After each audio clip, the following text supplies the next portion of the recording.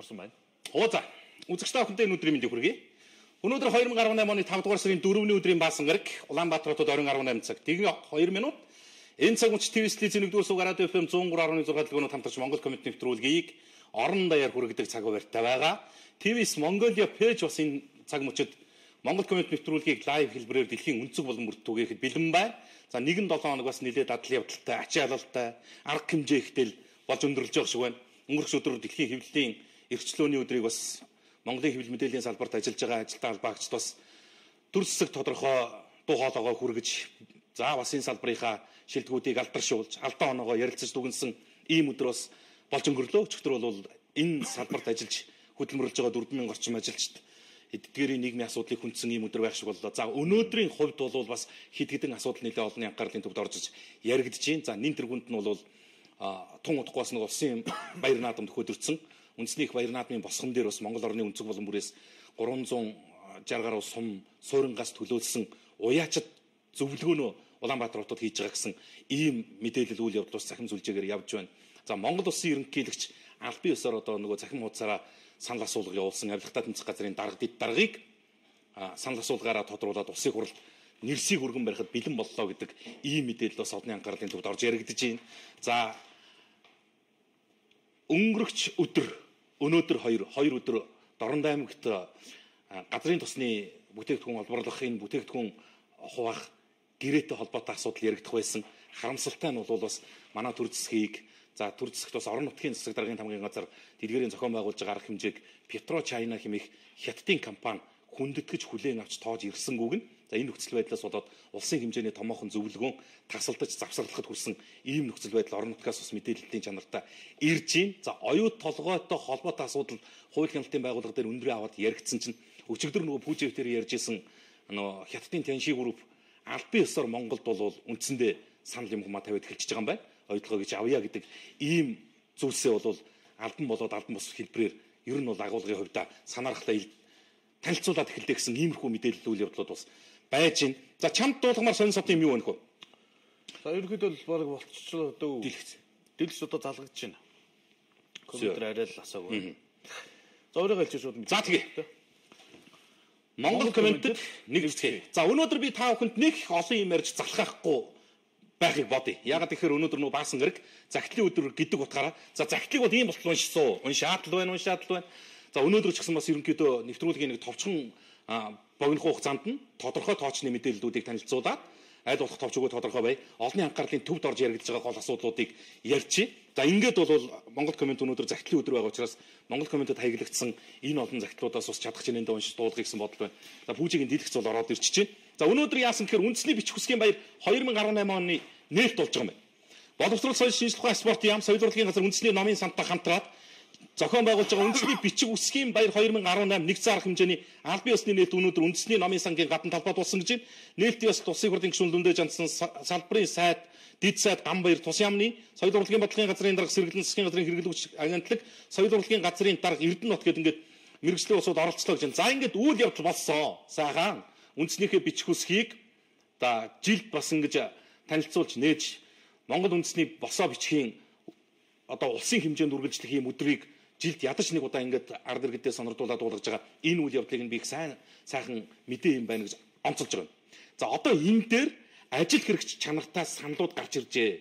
Энийг салбарын сайд энэ өнөөдөр энэ арга хэмжээнд оролцож байгаа төр засгийн түшээд заавас энэ монгол хэл бичих энэ үүх түүхийн салшгүй нэг хэсэг болж байгаа энэ зүйлсийг түгээн дэлгэрүүлээ, үр хойчтой өвлүүлэе гэж бодож байгаа тэр төр засгийн удирдлагуудад ямар мессеж мэдээллийг хүргээд өгөөч гэж иргэд олонний тандж ийн гэхээр нэгдүгээрт нь юм байна. Ажил хэрэг саналуудыг энэ автомашиныхаа улсын дугаарын цифр байгаа шүү дээ. О энэ Б, О энэ А, О энэ С энтер гэсэн. Энэ цифруудыг монгол бичгээр товчлё. За автомашины улсын дугаарын тоон бол одоо эхний ээлжинд өөрчлөгдөж болохгүй бол ядаж одоо монгол улсын дугаартай машиныхаа юуг нь үсгийн шрифтийг ингээ монгол бичгээрээ болгоё гэдэг ийм санаачлаг гарч ирж байна лээ. За хоёрдугаарт нь аж ахуй нэгж албан байгууллагууд төрийн байгууллагаас эхлээд одоо үндсэндээ бол үйл ажиллагаанд нэвтрүүлээд эхэлчихлээ шүү дээ. Гадна хаяг байрчлаа. Кириллээр бичдэг. За жишээлх юм бол боловсрол соёлын ухааны яам гэхэд яг ингээд кириллээр бичсэн, хажуу талд нь босоо монгол бичгээрээ бичсэн байж идэг шүү дээ. Энийг хувийн хвшил рүү оруулъя гэдэг ийм санаачлал бас иргэдийн зүгээс гарч ирж шүү. За энэ ингээд ийм нэгэн тийм сайхан үйл ажиллагаа бас одоо төрийн төсвийн тодорхой бодлого зорилтын хүрээнд яригдж байгаа учраас энэ митинг иргэд олон нийтийн сан санаачлагыг үйл ажиллагаанд авч хэрэгжүүлээд явбал яадгийн бол гэдэг нэг ийм санаа. За дараа нь News цэгмээ сайт дээр байж дүүрэг хуваах асуудлыг аль бие усаар улсын хурал дүргэн байхаар болж байгаа юм байна. За төрийн үйлчлэгийг иргэдэд ойртуулах захын дургуудыг хөгжүүлэхийн тулд Баян зүрх сонгон хайрхан дүүргийг 2-2 хуваах ийм сан санаачлага нийслэл дүүргийн удирдлагуудаас гараад байгаа. За нийслэлийн Баян зүрх дүүрэг бол үндсэндээ 310 мянган иргэнтэй, 320 мянган иргэнтэй, сонгон хайрхан дүүрэг үндсэндээ 330 мянган иргэнтэй байж байгаа. За энийг пүүжэв тэр хизээвлэнийг ярьж исэн би яг санаж байна. Энэ санаачлага гарч яхад нь яадгийн гэж. Төрийн нүсэр данхар бүтэц аппаратыг том болгох гээд байгаа юм уу? Эсвэл одоо юу гэдэг нэг дүүрэгт нэг засаг дарга хүрэлцэхгүй нэгэд хоёр даргатаа болгож ингээд ингэх гээд байна уу гэдэг асуудлыг бас нэлээд ус төржүүлсэн байдлаар ярьж илээ. Энэ үгүй юм аа. Үгүй юм. Жишээ нь 20 мянган хүн амтай нийслэлийн дүүрэг 350 мянган хүн амтай нийслэлийн дүүрэг хоёрт оногдож ажиллаж байгаа төрийн албаагчдын тоо тэнцүүлчихэж байгаа юм аа. Тэнд захиран зарцуулагдж байгаа төсөв адилхан болчиход байгаа юм аа. Иргэд нөгөө төрийн төвлөрсөн үйлчилгээг чирэгдэлгүй хүн сурталгүйгээр авах энэ нөгөө үндсийн эрх нь олгогдохгүй байгаа юм аа. Баян зүрх дүүрэг, сонгон хайрхан дүүрэг гэдэг энэ үндсэндээ Улаанбаатар хотыг чиглэж байгаа эхнүүдийн суурьшлын бүс болчихсон энэ дүүргүүдэд хороо дүүргийн ажилтнууд нь хурц үйлчилж чадахгүй байна. Эмнэлгийн тусламж үйлчлэгээ иргэн болгонд ижил тэнцүү очихгүй байна. Цагдаа гал команд онцгой аврах бүх үйл ажиллагаанууд хүндрэлтэй ийм нөхцөл байдалтай байгаа учраас ямар хувилбар ярьсан гэхээр оронтойг нэмэхгүйгээр зохион байгуулалт хийя гэдэг ийм санал гарч ирж байна. Төсөв ачаал болохгүйгээр оронтойг их олон хүнээр нэмэгдүүлэхгүйгээр ачаалал багтаа хэсгээс нь шин дүүрэг хуваах тэр бүтэц оронтойг ингээд шийдээд явах юм бололцоо байна гэдэг тэр гаргалгааг гаргаад ирж байна. За News цэгмээ сайт дээр энэ мэдээлэл байна лээ. Зүгээр үзэгчд маань ямар хуу санал онолтой байгааг бас TVS Mongolia лайв пэйжээр бас явуулаарай. За уяачдын улсын зөвлөгөө болж байгаа мэдээллийг өнөөдөр 24 цаг хэмээн сайт нийтэд хүргэж байна. Одоо 2018 оны 5 дугаар сарын 4-ний өдөр морины уралдааны уламжлалт шинжилх хөдөлгөөнөөс Монгол наадмын аврыг игээд урайндор уяачдын улсын зөвлөгөөнийг Улаанбаатар хотод туушин зочдлууд захиун байгуулж иргэнэ.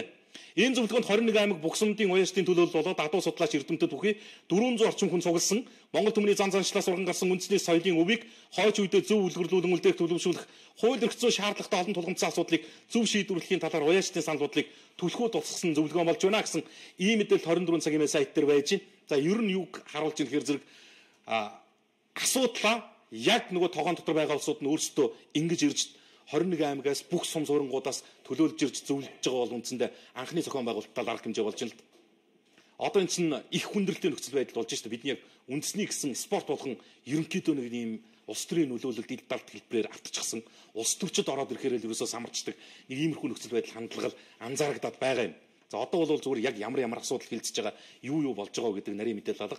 Гэхдээ л бол нэг уяачд нэг тогоон дотор цуглаад яг зовлон жаргал асуудлаа ярилцаад нөгөө нэг одоо ирлээ зэнтер гэдэг энэ асуудлуудаа ирэх одоо улсын баяр наадмаар яаж шийдэх гэдэг шийдлээ энэ их хурал засгийн газрын төрийн түвшээд томчуудаар биш өөрсдөө ингэж ярилцж байгаа гэсэн энэ мэдээллийг 24 цагийн сайт тавьсан байна лээ. За өнөөдөр сошиалд явсан хэд хэдэн үйл явдлыг би үзэгчдэд товчхон урьдаад өнгөрч. Нэг энэ залуу байна. Энэ бол уг нь бас нийслэлд өнгөрсөн жил нэлээд хилтэй амтаа хийгдсэн бүтээн байгуулалтуудын нэг болох нөгөө гэрэлт годамжинд байдаг өгшөө юм л та. Энд чинь нэг одоо өөдөөс нь хараад бол сандал байгаа байхгүй. Тэгээд одоо яатсан ч гэдгиймд нэг юм хүмүүс бас манай энэ залуучуудын ухамсар сэтгэлгээнд бас нэг юм багсаг асуудал үнэхээр байна. Нийгэмшиж, хотжиж, бас энэ хөгжил цэцгэлтээс чинь бид нар юм болгоноос нь хоцорж явах ёстой юм биш шүү дээ. Ийм хөшөө байдгийн их айтаа нэг юм хөргөн хөшөө байсан. Тэгээд ямар санаачлага явсан гэхээр юм сошиалор ийм санаачлагууд явсан байхгүй. За одоо энэ үе чинь. За одоо би хаягийг үзүүлээд явахгүй. 17 оны 10 дугаар сарын 31-нд л ингээл пост орж ирсэн юм лээ. Ийм залуус хорттой элийг балаа хөшөөг нураач хаюул таарна. Ир хүн байж өвс барьчаад сүгдөөд байхдаа ч яг охид бүсгүүчүүдийн тархийг угаагаад нөгөөдөл нь үлгэрт итгээд л ганц биеэрээ энэ төр гэд. Тэгээ энэ хөшөөг ингэжсэн тэгээд өнөөдөр одоо юу гэдэг энэ төр сошиал давлгааны чи үр дүн гарч ийн л да. Ингээд хаглаа тавьчихлаа. Нэг ч гэсэн бүтээн байгуулалт нэг ч гэсэн нийслэлд өнгө нэмжсэн л зүйл байхгүй юу да. Үзэн ядаад байгаа болвол эн чинь хүн биш хөшөө шүү дээ. Ядаж энэ байдлаар нь ойлгочиход яадаг юм. Тэг ингээд сошиалд ийм давлгаа үүсгэж ингэсээр юм байгаа. Одоо энийг юу бол цэвэр залуучуудын манд ухамсар сэтгэлгээтэй холболж тайлбарлаж байгаа юм. Энэ байж хад яасан. Тэгээ одоо яаж ийн гэсэн чинь энийг хийсэн улсууд буруудаж эхэлж байна. Юу гэж ирэхээр зэрэг наа чин яатсан хөшөө ингээ хагараа онцдог юм. Ингээ хүн ингээд цохоод унгаа хагалыг ихэр хагарчдаг ийм хөшөө хідэн төгрөгөө энэ төр гэдэг. Ийм бүдүүлэг харахгүй бас цөмөр байж болмооргүй шүү дээ. Хөшөө заавал хагардгүй байх ёстой юм шиг шүү дээ. Тийм хуультай юм шиг шүү дээ.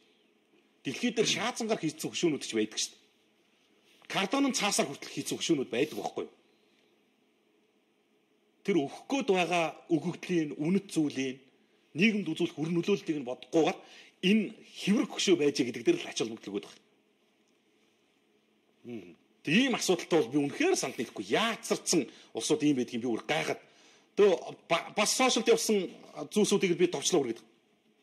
Энэ Монголд арилжааны банкудад нефт анзаарагддаг нэг асуудал өнөөдөр нэг гэр бүлийн улсуудыг тэр олонний дунд нүүр хийх газар болгож бага насны хүүхэд өөрөөр хэлэх юм бол энэ арилжааны банкуудын хүнд зуртал хүүхдийн эсрэгүүлдэгдэж байгаа юм хориот хүчирхийллийн шин чанартай агуулгаас ч болоод нус нулимцтайгаа холилдоод явсан байна.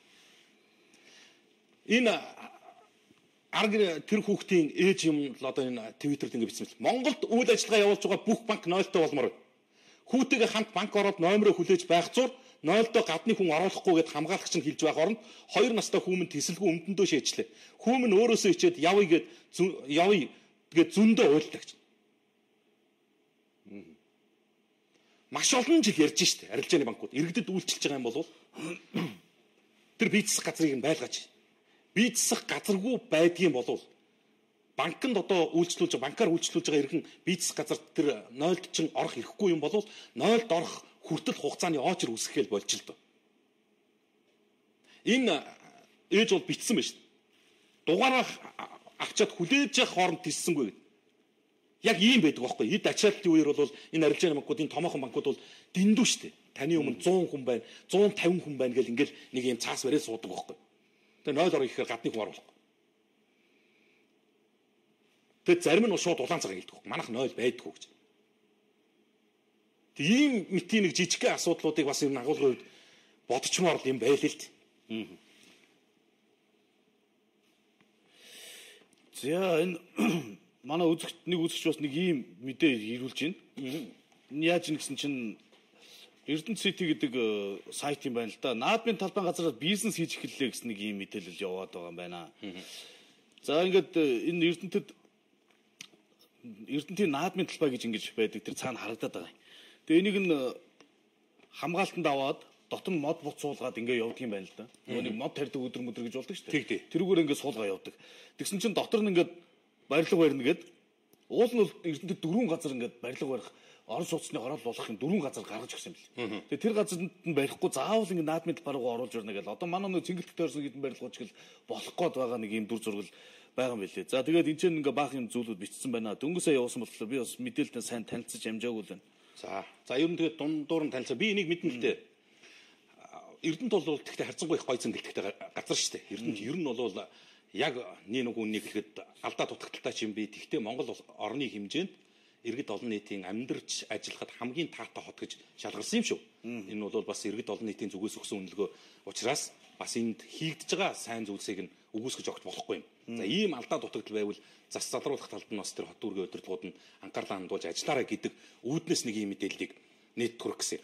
За өнөөдөр ямар асуудал арга хэмжээ хаана болох байсан бэ гэхээр ньюс сегмент дээр байж байна. Петрочайна Дачин тамсгийнхан иргэдийг үл тоов гэдэг гачиг дор ньюс сегмент дээр байгаа юм. Өнөөдөр Дорнод аймгийн Чоо болсон хотод эхэлсэн газрын тостой холбогдсон үйл ажиллагааны өнөөгийн байдал хитийн төлөв гэдэг ийм уулзалт зөвлөгөөнд агштмалтмал газрын тосны газрын дарга болоод Петрочайна Дачин тамсаг компани ерөнхийлөгчд буюу шийдвэр гаргах төвчний удирдлагууд нь ирж оролцсонгүй. Иймд аймгийн засаг даргын зүгээс дээрх удирдлагууд Дорнод аймгийн ард иргэдийн хүсэл шаардлагыг үл тоож газрын тосны талаарх иргэдийн санал хүсэлтийг сонсохыг хүсэхгүй байна гэж үзэн тус уулзалтыг шийдвэр гаргах төвчний удирдлагуудыг нэрдлэх хоошлуулахаар ийм шийдвэр гаргаж байна. Жилдээ 1 сая тонн түүхийн нефть олборлож байгаа Хятадын үндэсний компани тухай асуудал яригдж байна. Монголын баялагийг жилд 1 сая тонныг зөөж байгаа. Ирж оролцохгүй шүү дээ. Тэгэн дээр энэ яриан хүртлийн сошиал дээр явсан. Үзэгч та бүхэн бас сонсоо. Яг тэрийгүү шалтгааныг сонсоогүй энэ талаар үнэхээр одоо манай ард иргэдийн хүсэл шаардлагыг одоо үл тоож манай ард иргэдийн зүгээс дорн нутгийн ард иргэд энэ талаар ер нь газрын нутгийн холбоотой үйлдвэрлэлийн талаар юу хүсэж боддог гэдгийг би сонсохыг одоо хүсэхгүй нэг нэг талаас бодож байна. Хатуух байдаг. Нөгөө талаас үнэхээр Монгол улсын нийт газрын тосны олборлолтын 93% буюу 1 сая тонн түүхий газрын тос олборлож улсын төсөд 200 гаруй тэрбум төгрөг төвлөрч байгаа. Мөн төдий хэмжээний одоо ажил үйлчлэгээ явуулж байгаа энэ том салбар дээр нь газрын тосны үйлдвэртэй болно гэж манай Монгол улс зорилт тавьчихад байгаа. Энэ газрын тосны үйлдвэртэй болох дараагийн одоо боловсрол ашиглалтын үйл ажиллагаанд явуулахад эргээр нөлөө үзүүлэхийн тулд энэ төслийн эхний одоо үр ашиг өндөр байх ёстой гэдэг энэ шаардлагыг ойлгож энэ одоо жил ямар ажил хийгдэх юм орон нутгийн ер нь цаашид энэ тулгымчийн асуудлыг шийдэхин талаар яаж хамтарч ажиллах гэдгийг өнөөдөр ирж сонсож шийдвэрлэж газар дээр нь хариулт өгч газар дээр нь зарим асуудлыг шийдвэрлэж явах ёстой. Энэ одоо өдөртлөн буюу манай одоо Ашхантууд газрын тосны газрын дарга мөн одоо хамгийн том газрын тосны олборлолтын төслөөр хэрэгжүүлж байгаа Петрожойно Дачин тамсаг компани ерөнхийлөгч нь хүрэлцэн ирсэнгүүд манай дорн нутгийн ард иргэд хуулийн гомдолтой. За ямар ч байсан тийг орон нутгийн удирдлагууд сайн муугар хилэгдэн барин санаачлаг гаргалаа шүү дээ өгнө. Тэгээ одоо хятадын компани өөрөөр хэлэх юм бол хятадын энэ үндэсний нефт олборлож байгаа компани дорн нутгийн иргэдийн нийгмийн асуудлыг ярилцахын зөвлөгөөнд улсын хэмжээний уулзалтанд ирсэнгүүлт. Жилдээ 1 сая тонн түүхий нефт зөөж гаргаж байгаа энэ байгууллагын асуудал байна. Одоо орон нутгийн удирдлагуудын ярьж байгаа асуудал нь юу юм гэхээр зэрэг ямар шалтгаан, ямар нөхцөл байдлаас ийм зүйл үүсэж байгаа гэхээр зэрэг Монгол улс нефт боловсруулах үйлдвэр барина гэдэг дээр бат шийтдсэн учраас цаашаа гарч эхэлж байна гэдэг хандлагыг харуулж байна. Яг хятад хүний санаархал энэ багхгүй юу? Хизээ надад Монголын юу хэрэгтэй вэ? Тэр үед нь аван ашиглана. Одоо хэрэгцээ шаардлага багасж байгаа монголчууд нефт боловсруулах үйлдвэрийг хятадтай биш энтгэхтэй хамтарч барих гэж байгаа бол бид цаашаа гэдэг ийм хандлагаар явж эхэлж байна. Энийний одоо томруу нэг гэрчилж байгаа үйл явдлыг өнөөдөр би үзэгчдэд бас дуулгая. Асуудал цэгмэн дээр байж байна. Рио Тинтогийн оронд хятадын Jiangxi Copper орж ирэх үү гэдэг гарчтаа өчигдөр яг пүүживтер энийг ярьж ирсэн.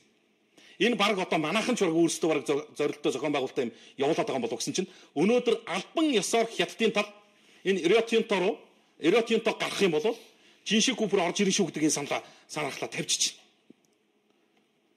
Монголоос Рио Тинто гарна гинэ гэдэг мэдээллийг сонсооч урчиж байгаа.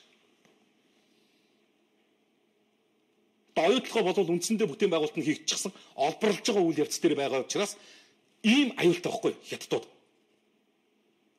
Далд нэг илэрхийлж үзээл, ил нэг илэрхийлж үзээл энэ асуудал нь одоо ус төрсөн юм хандлагатай болоод яг энэ грек алдаатай буруу хуудуу гэдэг ингээ үзгэлцсэн улсууд нь хуулийн хяналтын байгууллага дээр ингээд асуудал өндрөө авч яхад нь бид ороё л гэдэг ийм байдлаар л асуудал хандж эхэлж шít. Рио Тинто гарна гэдэг биш, Рио Тинто гаргана гэдэг хятадын бодлого явж байна гэдэг асуудлыг л өнөөдөр энэ асуудал цэгмийн сайд хүндсэн байл. Jiangxi Copper нь олборлох, баяжуулах, хайлуулах, цэвэршүүлэх гэдэг мэт уулуурхаан бүх шатны үйлчлэгээ явуулдаг. Харин оюутлогоо одоогоор зөвхөн олборлох болон баяжуулах үйл ажиллагаа явуулдаг. Оюутлогын баяжмлыг 100% хятад руу экспортлдог ба түүний ихэнх хувийг Jiangxi Copper авдаг гэж. Олборлолтоос эцсийн бүтээгдэхүүн хүртэл нэг гар төвлөрсөн байх нь цаашдаа нэг давуу тал болно гэн Jiangxi Copper-тэй хамтарснаар ирэх ашиг нь үүгээр дуусахгүй бөгөөд дараах зүйлсүүдийг дурдж болно. Өчигдөр бол нэг тийм тодорхойгүй зүйл ярьжсэн чинь одоо өнөөдөр бол яаж яах хэрэг зэрэг Рио Тинто гаргачаад оронд манай Jiangxi Copper ороод ирэх юм бол өөр өгөөж нь өснө гэдэг ийм тарих угаалтыг явуулаад эхэллээ шүү дээ. Өөрөөр хэлэх юм бол барын амнаас гараад аслангийн амд орох гэж байгаа байхгүй. Бид юу гэдэг Рио Тинто гаргая гэдэг асуудал ярьж байгаа. Алдаатай буруу хийгдсэн тэр зарим зүйл заалтуудыг нь өөрчлөе засъя гэдэг тал дээр л одоо Монголын төр засаг ард иргэж гисэн тийм бодолтой байгаа гэж ойлгож байна. Юу оюутлогоо хаагаад Рио Тинто гаргаад тэгээд оронд нь хятад компани оруулъя гэдэг тийм иргэнлэг биш одоо юу гэдэг их оронч биш санаачлаг бол иргэдээс гараагүй байх. Ийм нэг асуудал байна. Тэгээ энийг бол бас цаашдаа ярих л нэг тийм том сэдв болчих шиг боллоо. За өнөөдөр байж исэн бас нэг үйл явдал болно. Өнгөрсөн шөнө. Энэ яах вэ гэхээр Баянгол дүүргийн иргэн хуваараа бизнес эрхэлдэг. За бизнес юу ах вэ? Түц эрхэлдэг. Ар гэрээ тижээдэг 4 ам бүлийг авч явж байгаа нэг залуу эмэгтэй л байгаа юм. Энэ төрөөс юу ч гуугаагүй, төсөвт дарамт учруулаагүй. тэр дүүрэг орон нутгийн захиргаа удирдлагуудад төлөх ёстой бүх татварыг хураамжааг цаг тухайд нь өгөөд явдаг. Зүгээр шүн ирээл нэг юм үнэнч мэдгүй хотлаач мэдгүй захирамж үзүүлээл бүх бараа юугийн зүгээр ингээ автобусны буудлын дээр ингэж авч асгаж хайчаал төцийг албатан аваа явчихчих. Би хилээд л байгаа. Иргэндээ үзүүлж байгаа энэ их эд бира эрх мэдэлтнүүдэд бас адилхан үзүүл. Энэ албан тушаалтнуудад адилхан ингэж ханд. Ядарсандаа дээрлэхүү байдаг зам бол Монгол хүний зам биш. Энэ төрийн мөрдөстөө нь байна уу, мөрдөсгүй нь байна уу? Энэ Монгол хүнд зөгтөг зам биш. Их муухай харагдуулж байгаа шүү дээ. Цагдаа хүчний бие бүрэлдэхүүний энэ олон гайхамшигтай гой бүтээсэн, илрүүлсэн хэрэг зөрчлүүд, сайхан сан санаачлагуудыг нэг хүүгийн ганцхан муухай үйлдэл авчиад нялж байгаа байхгүй. Ганцхан тэр олон хүн донд чинь сайнтай муутай юм би. Ийм үйлдэл чинь үнэхээр муухай эргэнлэг биш харагддаг юм. Энэ хараа. Би уг Баянгол дүүргийн харьяат хүн баггүй юу? Баянгол дүүргийн нэгдүгээр харьяаны харьяат хүн юм. За. Тэгээд яасан ч одоо би өвдөд ажил төрөл хийж чаддгүй. Хуваараа нэг юм эртний хамтаад нэг юм хийсэн жагаад түүцэн манайд ачин гэдэг. Тэгээ ямар шалтгаанаар яагаад очиж байгаа? Энэ чинь одоо нэг тийм замын хөдөлгөөн ч юм уу аливаа нэг юм саад болсон газар биш үстэй тий? Биш. Тэгээд ардлын ногоон байгууллагын болох гэж байгаа гэдэг газрын албаны хүмүүс тэгээд ачин хийж байгаа гэдэг. Тэгээ урьдчилж ямар сануулах юм байхгүй юу? Нэг өдрийн өмнө сануулсан юм. Тэгээ одоо өөр амар одоо өөр зүйтэй ч өдөрч одоо. Тэгээ шүү дээ. Одоо энэгээр амьдралаа залгуулж байгаа. Энд аюу хөөрхөн хоёр борд үзээд гэсэн шүү дээ. Бүгдээ нэг ачаад ингээ яваад ирсэн. Тийм. Би одоо өөр Баянгол дүүргийн харьяа өөр 3 хүүхэдтэй хатан бахын ханы хүүхэдтэй бүртэг амьдардаг байхгүй юу? За. Тэгээ маань нөхөн одоо удирдлагын хамгаалалтанд барилгын ажил хийдэг. Би өөрөө болохоор ингээ аастантай би муу болохоор ямар ажил хийж чадахгүй байхгүй юу? Хуваараа ингээд юм хийгээд явдаг. Энэ хоёр хүмүүс бас мэдэн зарим өдөр хаагаад би өдөр хаагаад явна. Эмдэг хөнгөлтэй очоод тусах гэдэг. Одоо танд хотын удирдлагууд Чаавс одоо ингээл нэг ийм игэл бор амьдралыг л нухаж байгаа юм л та. Хил хүгэл алга. Та нар энэ нэг муу жижигхэн түцийг битгийг л эннээс баг хэдэн 100 дахин томыг нүүлгэж чаддаггүй шүү дээ. За одоо нэг ийм гой санаатай болчих. Аргатай. Чи энэ дээр гарсан тэр туршлагыг харав. Өмнө нь нөгөө иргэдийн түцийг албадан нүүлгээд хөөгөөд тэгээд тэр нэг юу гэдэг намд явсан, штабд явсан нөхдүүдээ түцний газраар шагнадаг байсан арга хэлбэрийг одоо өөрчилсөн байна шүү дээ. Иргэд олон нийт эсэргүүцээд эхлэхээр одоо яаж юм хэрэг зэрэг түцийг чинь нүүлгэж оронд нь ногоон байгууламж тарих гэж байгаа юм. Сонсоо. Тэр түцний газар дээр яг ямар элинийхээ ногоон байгууламж тарих гэж байгаа та. Тэр хэр хэмжээний газар юм бэ? Зөвхөн тэр түц байгаа тэр нэг жижигхэн хаашаашаа нэг 3 м квадрат дээр л ургуулахгүй бол үнэхээр болохгүй юм. Үнэхээр ногоон байгууламжтай бодё гэсэн сэтгэл байгаа бол Баянгол дүүргийн ч бай ер нь нийслэлийг альч дүүрэг зүгээр улаан шороогоор эргэж байгаа газрууд 100 гараа бай. Ийм муухай дээрэнгүү дээрлэхүү байдаг нэг ийм хандлага байна. Энэ өстө одоо юу гэмээр юм тэгээд одоо яриад шийдэгдэхгүй юм да. Олон жилийн нэг төс эрхлэгчдийн асуудлыг л ярьж ин бүжиг тэр нэг ч удаа нэг ийм эргэнлэг шийдвэр гарсныг өстө дууссангүй. Яагаад ямар дарамт учраад байдгийг ч ойлгохгүй. За сүүлийн үед нэг асуудалтай мэдээлэл бас сошиалор яваад эхэлж байна.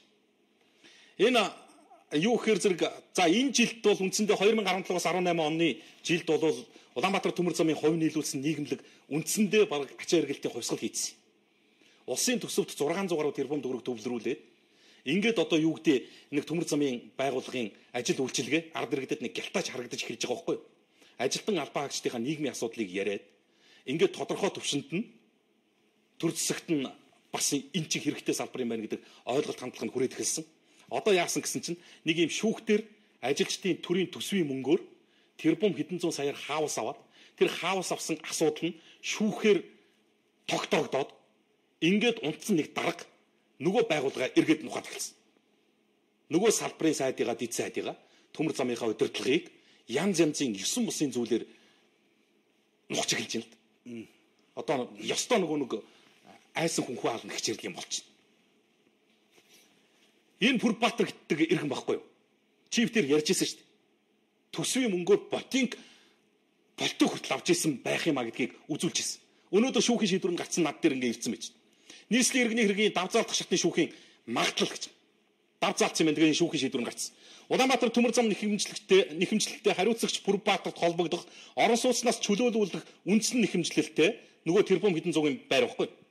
Хангал дүүргийн 11-р хороо Зайсангийн годомж ийм 370 м квадрат бүхий орон сууцны өмчлөлөөр тогтоолгох үйл хөдлөх эд хөрөнгийг шилжүүлэхийг даалгах сөрөг нэхэмжлэлтэй хэргийг нэхэмжлэгчийн итгэмжлэгдсэн төлөөлөгчдийн гомдлыг үндэслэн шүүгч мөнгө цэцлийн илтгэснээр хянан хэлэлцэв.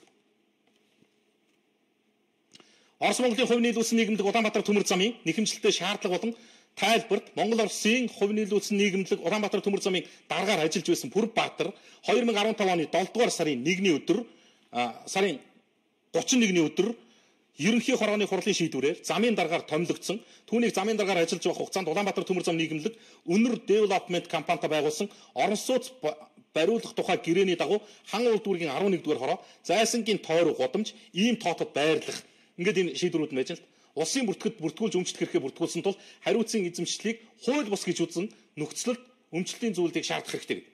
Ингээд сөргөж нэхэмжлийг хангах үндслэлгүй байна. Бүрбаатар дав залтлаа штэ. Энэ байрыг өгөхгүй би. Энэ дэр шүүхийн тогтоолон тодорхой байж штэ. Төмөр замын хөрөнгөөр авсан байна. 370 м квадрат байр. Энэ чи спорт заал гэж штэ. Заал хэдэн метр квадрат вэ? Ийм юм авсан. Тэгээ би энийг хэлээд байгаа шээ. Энд чинь 429 төмөр замчны орон сууцны урьдчилгаа 30% өгөх мөнгө байлээ. Одоо яаж юм гэсэн чинь эргээд энэ асуудал ингээ шүүхтэр хүртэл унаад эхлэхэр зэрэг эргээд нөгөө энэ одоогийн төмөр замын удирдлагуудаа зохиж эхэлж байна. Энэ тэнтэй өгсөж хувилдаж ингэсэн тэгсэн ийм хэмжээний мөнгө төгрөг эдсэн уусан одоо улсын хурлын гишүүнийг хүртэл татж оруулаад ирсэн. Одоо хүнд хизээж байхгүй бурхнаас заяагаагүй дүүг энэ гүтгэлэгтээ төрүүлж байгаа ашиглаж шít. Жигжидний магийн дүү дэлгэр сайхны дүүгийн дансан 120 мянган доллар шилжүүлсний цаана юу нуугдаж байна вэ гэдэг. Тэг ингээд энэ мэдээлэл дээр нь явахаар хизээч ийм гишүүнд ийм дүү байдгүй юм байна. Энэ даргад тийм дүү байхгүй. Энэ нь дахиад энэ хууль хяналтын байгууллага бүртгэлийн байгууллагаас ир заалдан мэдээлэл гарч ирж байна. Би юу гэж хэлэх гээд байна гэхээр зөв Бүрбаатар дарга та бас төр засгийн хайр буйныг хүртлээ эдлээ. Төмөр замын гэх энэ том айлыг энэ хэдэн 10,000 ажилтнаа өрөх гэрийг тэргүүлдэ удирдлаа үзлээ. Түр төмний хайр халамжийг бас л тэр хүртэх хугацаанд сайхан эдлэлээ хүртлээ. Одоо бас тэрнтэйгээ адилхан жудагтай худрагтай байхад яад юм. Монголын төмөр замчид танаас аваад өмссөн гутал нэхээгүй штэ. Нэгэнт төсвийн татвар төлөгчдийн төмөр замчдын халааснаас аваад өмссөн болтойг чинь нэхээгүй байхгүй юу? Зүгээр энэ хууль бусаар авсан тэрбум хэдэн зуун саяын төгрөг өртөгтөө байраа буцаагаад өгчхөө. Бид нэг ядарсан нэг бор төмөр замчдынхаа нэг 430 төмөр замчныг жуултахна орон сууцны урьдчилгааг нь өгөөд орон байлтаа болгочихё гэдэг асуудлыг ярихаар үхгүй гэж дайраад анхан шатны шүүхийн шийдвэрийг хүлээж авахгүй. Дав заалтах шатны шүүх нь дахиад шийдвэрээ гаргасныг би үзүүлдэ шүү. Монгол улсын төрийн төв байгууллагын шүүх эрх мэдлийн байгууллагын албан бичгийг дуулгалаа. Бас нэг 90 хүн шиг байгаа ч жудагтай худрагтай байгаа ч. Ийм явц одоо хүнд хизээч байдгүй төрсөн дүүгүй хүнд дүү бурхан өгөөгүй дүүг энэ хүн одоо энэ практикийн нөхдөө зохиож гаргаж ирж байгаад дүү өгж штэ. Тэгж жаад дайрахын тулд арай л улаацсан. Авах хэрэгтэй. Монголд шүүхтэй хууль хяналттай юм бол яаж дайрж ямар арга саам хэрэгэлсэн ч яаж зүтгэж байсан ч авах хэрэгтэй. 370 м квадрат тэрбум 600 сая төгрөгийн өртөгтэй байр. Ганцхан айлын асуудал Бүрбаатар гэдэг айлын асуудал 429 төмөр замчны орох орон байлтай байх үгүй юу гэдэг асуудлыг шийдэж байгаа шүү. Энэ амар харьцангуй ойлголт байгаа шүү. Тэгээ энийг би бол өнөөдөр бас нэг зориуд хэлье гэж бодсон. За сэтгэл дуулгая. Хоёр ажлын амжилт хүсье гэж байгаа юм бахта хоёр ажлын амжилт хэлцэл. За би бод дайдгалаас нөхөн төлбөрөө авч чадахгүй 7 сар боллоо. Бод дайдгалын хуулийн зөвлөлтөнд ерөөсөө шийдэж өгөхгүй хүн суралт гаргаад байх юм аа. Үүнийг өдөрт галбны хүмүүст нь дамжуулж өгч туслаач гэсэн мэн. Түүц түрээсэж бизнес хийдэг хүмүүс байдгийн байлээ. Сансрын түнэлээс 13 руу уруудах замын хоёр талаар 33 түүц байна лээ. Зарим автобусны буудлын дээр хүн зогсох зайгүй түүц байгаа шүү гэсэн байна. Ядарсан хүний түүцийг буулгаж явахаар тэр туулын хажуугаарх барилгуудаа буулгаач ээ л гэж байна. Хүүхдийн мөнгө юу болсон юм бэ? Хизээ орох юм бэ? Яанда Монгол минь ирээдүй байна уу? Залуу хүмүүс Монголд амьдрах итгэлгүй болмооргүй байна байх юм аа. Ажлын байр гаргаагүй байж ард иргэдээ яаж амьдрах гэсэн юм болоо гэсэн байна. Цагдаагийн хэв журмынхан гэж байна уу? Бүхний өргөний хавийн болон голомт зээлийн төвийн буюу Улаанбаатар их дэлгүүр орчмоор цэцэг төв хүртэлх аригчдын гудамжаа зэгцлээ чи цагтаа зөндөөл хандлаа шүү дээ л гэсэн байна. Монголчуудаа хятад вьетнамчуудыг ард иргэд ерөөсөө хятад вьетнамчуудыг шалган нэгдэх залуучууд холбоо бариарай л гэсэн байна.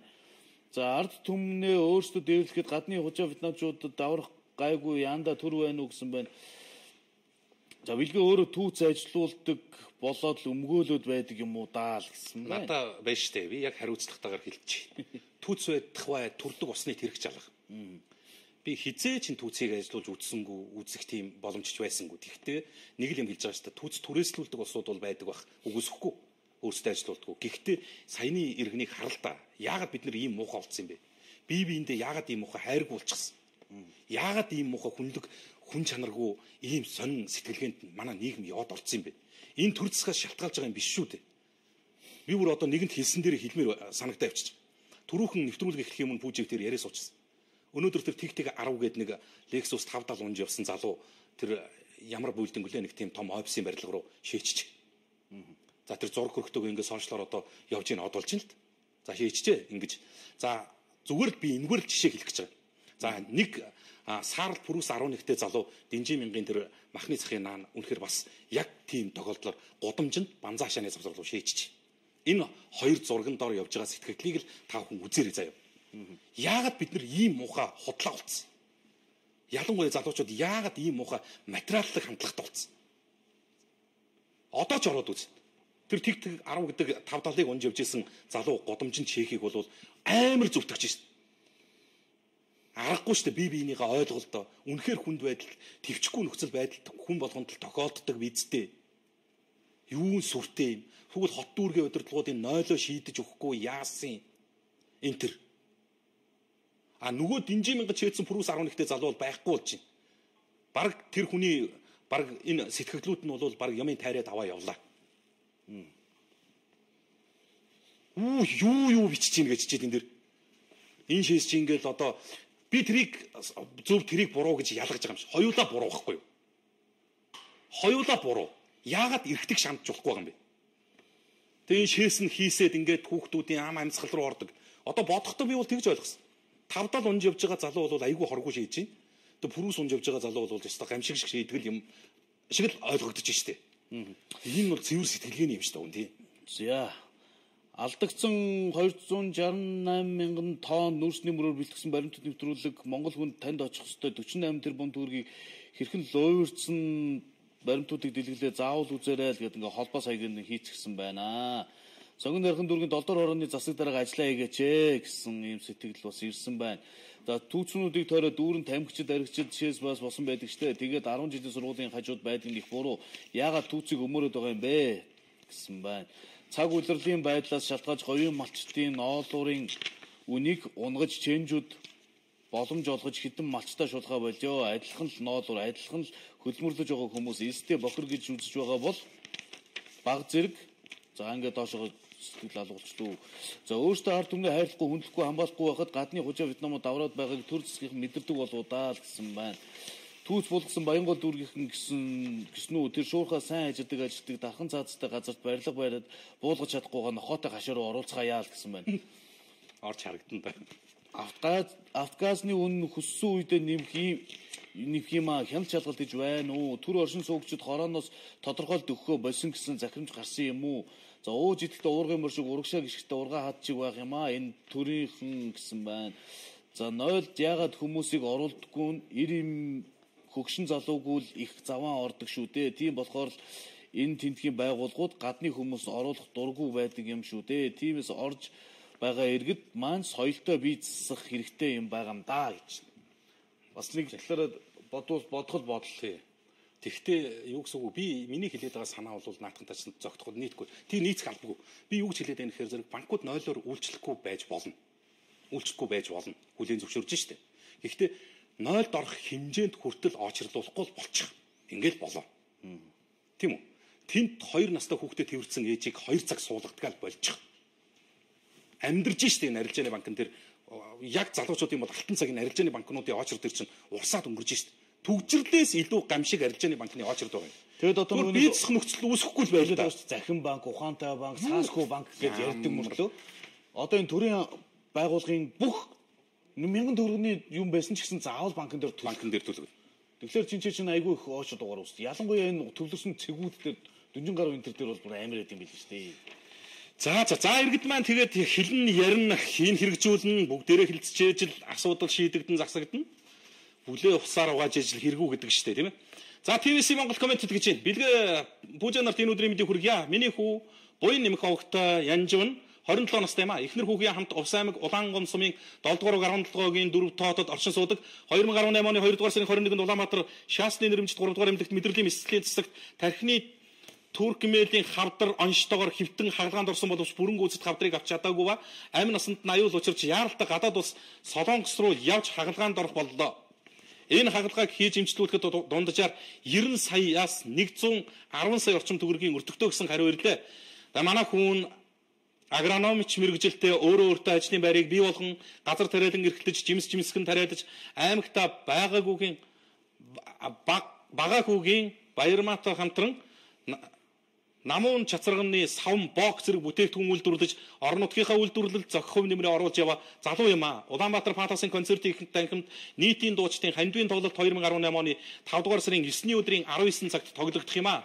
Та бүхнийг миний хүүг дэмжиж энэхүү тоглолтыг хүрэлцэн ирж үзхийг уриалж байна. Билетийн үн 20,000 төгрөг холбоо 2 хуудас 977 тэг 2 гэсэн ийм дугаарыг утастай бас одоо бас л эд хийж бүтээж исэн насан дээр 27 настай залуу тархины хор тавдар гэдэг чанга онцтойгоор бас Солонгосыг зорих шаардлага тулгарчихсан байна. Тэгээд энэ хагалгаанд орсон зураг энэ эмнэлгийн онц бичиг сэлтийг бас авсаргаад явуулсан байна лээ. 2018 оны 5 дугаар сарын 9-ний өдөр Улаанбаатар Паласт гэж шүү. За энэ захиаг ямар ч үсэн нэм тэргуунд дуулгачээ гэж бодоод. За дараа нь энэ захиа өчигдөр нөгөө туршигдаа задлагдсан захиа байна. Сүхбаатар дүүрэг 6 дугаар хороо 21-8 огноогоос Монгол коммент нэвтрүүлэгт гэсэн захиа миний гар дээр ирлээ. За сайн байцгаана уу. Монгол комментийн хамт олондоо орой мэндийг хүргье. Нэгэн санал илэрхийлэх гэсэн юм а. Нэг 13 дугаар зуунд дэлхийн талыг эзэлсэн Монголын морьтарим аян дайны завсарт огт морд зэвсэг хүч чадлаа сэлбэх нь үндсэндээ орчин үеийн 93 наадам юм шүү. Гэтэл он гарсаар хаврын ихэнх сард харанхуй шүн морь оролдуулсан нялх хүүхдүүд бэртсэн мэдсэн морд бэртсэн байж таарна. Зугаацж цэнгэж болно. Зуны дэлгэр цагтаа морио оролдуулж байвал яасан бэ? Мундаг цол гуншинтай улсын алдарт баячууд төрийн түшээд минь 13 дугаар зуунд дайснаа дарж дархан цолоо мандуулсан мэт зурагтаар багтаж ядан амьсгаатхаа болмоор байна. Үүнийг эрхэм их хурлын дарга гишүүдээс эхлээд ажил хэрэг санаачлаг болгооч гэд. Яг одоо зөвлөгөө нь болж байгаа энэ үе дээр таарсан л сэтгэл загтал ирж байгаа юм байна. Хөгшчүүл гэхээр яадын заван юм уу гэсэн байна. Надад хүүхдийн шилтүр байна. 5 талтай залууд үнгүү өгөө гэсэн байна. За юу гэж юм болоо? Хонгор баян хонгор боллоо. 2 дахь баян хонгор боллоо. 2 дахь хонгор баян хонгор боллоо гэж байгаа юм байна л да. Тийм энэ чинь цааны талдагдчихад байгаа шүү дээ. Хоёулаа тэр асуудлыг бас нэг судалж ярих юм байна. Би мөн ч олон бичлээ дээ.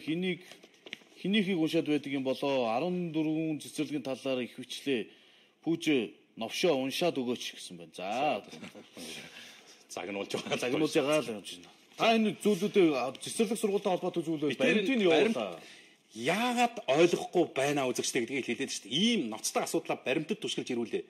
Эн чинь таны сэтгэлийг уншаад битээ нэг сэтгэлд уншаад 2 сая төгрөг байхгүй юу? Одоо бүр боловсон гэлээ.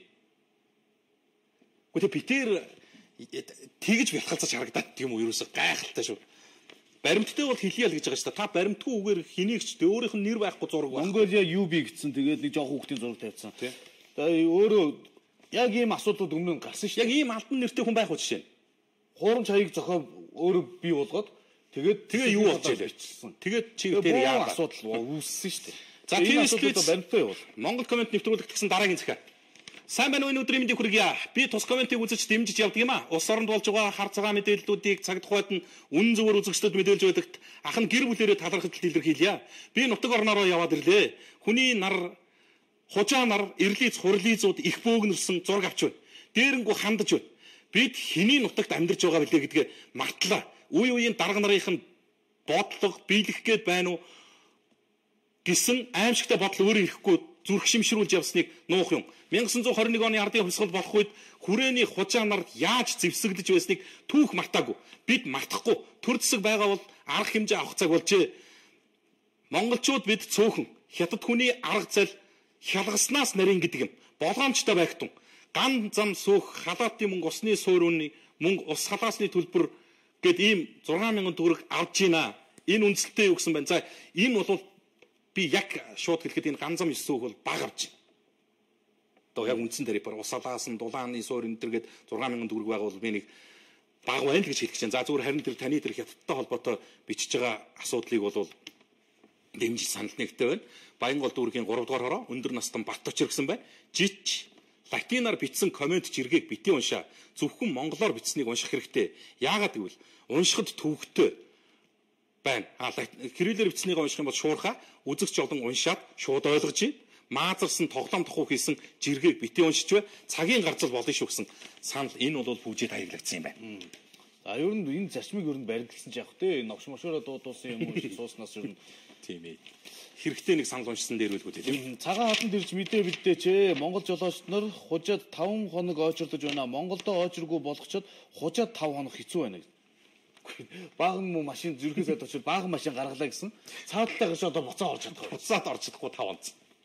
Арай бас л юм аа. Баянгол дүүргийн иргэн хавгад орч оюутлогын эрдэнтээс 7 дахин том дэлхийд дээгүүр дор хасрах нөөцтэй орд. Ерөнхийлөгч асан очир батгай авир мэд хайгуулж тус ордыг илрүүлсэн талаар мэдээлсэн. Ерөнхий сайд асан сайхан бэлэг далдуурхан олборлох бүх зардал $7.2 тэрбум зээлж хөрөнгө оруулалт хийсэн. Бүх баялагын 20% болох ил уурхайн баялагийг бүгдийг Канадын компани авчихсан болохоор 80%-ийг Монгол улс дангаараа олборлох боломжтой эрхтэй. Өмнөх засгийн газрын хилцээр манай улсад үлэмж их хөрөнгө өгөхөөр тохиролцсон боловч маш бага хөрөнгө манай улсад өгөө зогсохгүй. Одоо 2030 оноос өмнө юу ч өгөхгүй гэж байгаа нь арай дэндэж байна. Ерөнхий сайд асан Бямбсрангуй баяр цогтын тооцоог буруу байсныг дурдсан. Тус яамны дид сайд загжив уурхайг зогсоох хэрэгтэй гэж мэдэгдэж байсан. Оюутлогын нөөц $380 байхад хэдхэн тэрбум доллар Монгол улсад өгч байгаа нь 1000 дахин бага хувийг өгч манай улсыг дэндүү шулж байгаа учраас өмнөх гэрээг даруйхан цуцлахыг ард түмэн шаардж байна. Баялагийг түүхийгээр асхол улсад тээвэрлэхэд үлэмж их зардалтай учраас манай улсад их хохиролтой байна. Тиймээс хоёр хөрш улстай хамтарснаар баялагаа харилцан ашигтаа 50% олборлох боломжтой. Оюутлогын манай улсын 500 жилийн төсөвтэй тэнцэх асар их хэмжээний хөрөнгийг үр хүүхэд хойч үеийнхэндээ үлдээж бид хэмжээ хязгаартаа хэрэглэх ёстой юм а. Баялагийг бүгдийг шавхаж хойч үедээ юу ч үлдээхгүй дуусгах хэрэггүй. Манай улсын үр их байгаа. Ард нийтийн амьдрал хүнд ихэнх нь өрзөөлтэй байна. Монголчууд ноомоо байна гэж эцэг эхчүүд гаслаж байна. Улсаа хөгжүүлэх аз жаргалтай хангалуун амьдрах үр хүүхэд хойч үеийнхээ төлөө баялгаа ард нийтээрээ бүгдээрээ нийлж ашигтай олборлцгоё гэсэн саналыг Хавгад орж, Пүрвд орж, Нямд орж гэсэн ах トゥ гурван иргэнээс бичжирүүлжтэй. За сая хүү цэргээс ирсээ цалин гэж 267 мянган төгрөг өгөхийн уг нь за нийгмийн даатгалд бөглсөн цалинг нь харахаар сарын 240 мянгаар бөглсөн байх юм а. Бусад мөнгө нь хаашаа орчихдаг юм болоо мэддэг хүмүүст нь дуулгаж өгөөч бүх цэргүүд ингэж авдаг юм байх таа л гэсэн байна. За бид нэгийгээ үзэхгүй бол хизээ нэг өдөр төвчөхгүй явдаа гэж амаа бариа зогсохгүй баймаар байна. Ард түмэн минь оройтлоо шүү л гэсэн байна. Дөнгөж сая ажил дээр Америкийн янз бүрийн витамин сонирхгүй гэдээ асууж байх юм а. Энд юу болоод байгаа юм болоо л гэсэн байна. Хүүхдийн мөнгө яасан болоо, хүүхдийн мөнгө яасан бэ? Энэ иргэний үнэмлэх гэсэн шалгуулаа захим үнэмлэх гэсэн сүртэй нэртэй хэрэг дээр ажил хөөцөлгөр хорооны тодорхойлолт, нарийн хуутас, түүс машины лавга гэх мэт баахан юм нэхэ болмоор юм а. За Монгол улсад орогнож байгаа хятад иргэдийн амь насанд хүрч анхаарал өгөх хэрэгтэй. За энэ ч одоо арайж болохгүй зүйл байна да. Арчаагүй ухамсартай нөхдөж янда 5-7 унсан залуу хоёулаас соёлгүй том машин унахаараа хүн айлгана гэж бодсон юм багтаа л гэсэн. 10 дугаар ороолын Голден парк нэг хотхны лифт байнга эвдэрх юм а. Нэг давхартаа 10 гаруй айл өрхтөө хөгжүүл жирэмсэн хүн ихтэй байж олигтой засчихгүй өдөр болгонд эвдэрнэ. Жирэмсэн хүмүүс дээш доош яваад хөл гарна хавгнаад хөгжүүл амьсгалаад гэрээсэж гарч чадгаа байлаа. Энэ асуудлыг хаана хандах ёстой юм болоо л гэсэн байна. За энд нэг ийм тогтуутай юм ирсэн. Сонгон архан дүүргийн 17 дугаар хороо 32 дугаар байр хаалга 264. Самдан огтой чимэд цэрэн ТV Стилс Монгол комент хөтлөгч Батбилэг Пүрв жаргал нарт очноо гэд ингэсэн дотор нь захиа бол алга ийм нэг ном бай. Монголын хөгжлийн сүрэг өнцгүүдгээд сүмд дугадан овоо гэж байна. Шараа давагт самдангийн чимэд цэрэн захиа нь юм байна.